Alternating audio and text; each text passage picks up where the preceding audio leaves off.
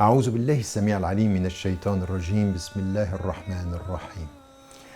En cette 21e journée de jeûne, nous trouvons dans cette section une réflexion sur notre attitude par rapport aux autres religions, en particulier bien sûr les religions du livre. Parce que ce qui nous est enseigné ici, et nous le savons, que l'islam nous dit, vous êtes la dernière des religions révélées, mais vous ne serez pas la seule, vous allez avoir avec vous d'autres religions, vous allez avoir d'autres spiritualités, et bien entendu, Ahl al-Kitab, c'est-à-dire les gens du livre. Et ce qui nous est dit ici, وَلَا تُجَادِلُوا أَهْلَ الْكِتَابِ إِلَّا بِالَّتِي هِيَ أَحْسَنُ.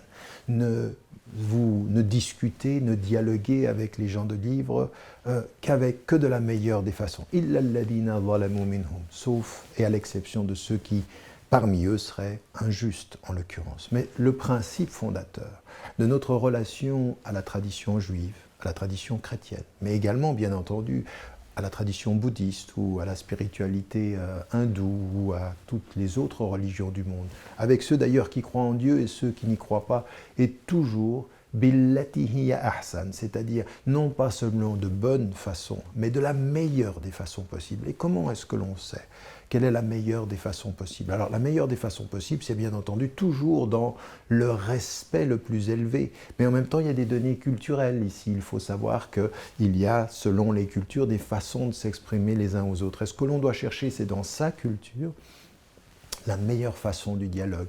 Et la meilleure façon du dialogue, c'est trois choses essentiellement. D'abord, c'est d'écouter ce que les gens ont à nous dire, c'est-à-dire d'être à l'écoute. Pas simplement d'écouter, mais également d'essayer de comprendre ce qu'ils nous disent. Et quand on a écouté, quand on a compris, respecter.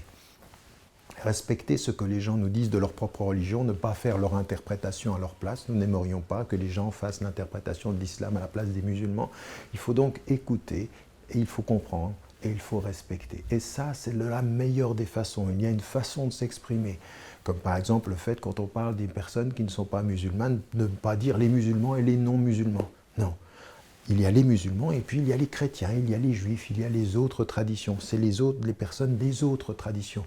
Nous ne sommes pas le centre du monde à décider. Il y a nous les musulmans et les non-musulmans. Cette vision binaire des choses, cette vision binaire de la catégorisation entre nous et les autres n'est pas une bonne chose. Elle ne répond pas à une façon de voir le monde dans la diversité. Et en nous situant, nous, dans la diversité également.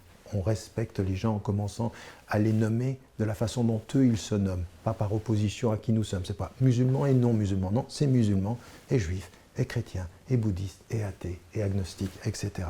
Cette façon de parler, de la meilleure des façons possibles, est très importante pour nous. Elle fait partie de notre enseignement général.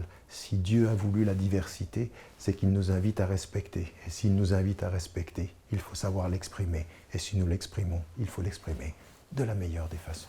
Que Dieu nous aide, Inch'Allah. Et n'oubliez pas, n'oubliez jamais de dire à ceux que vous les aimez, que vous les aimez. Salam alaikum wa rahmatullahi wa barakatuh.